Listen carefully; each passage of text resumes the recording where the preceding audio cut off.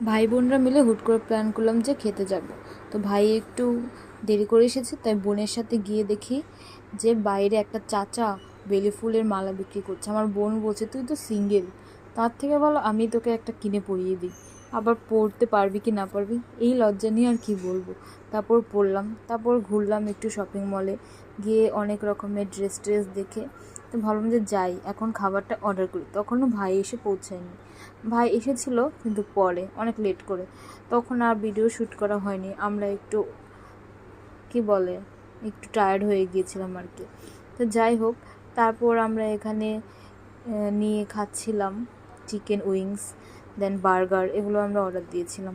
একটা প্যাকেজ ছিল, তো তোমরা দেখতেই পাচ্ছ সফট ছিল, ড্রাই ছিল, কিন্তু আমার কাছে খুব একটা ভালো লাগেনি। বার্গারটাও নর্মালি ছিল। আমার বাইট দেখবে, ও মাই গড।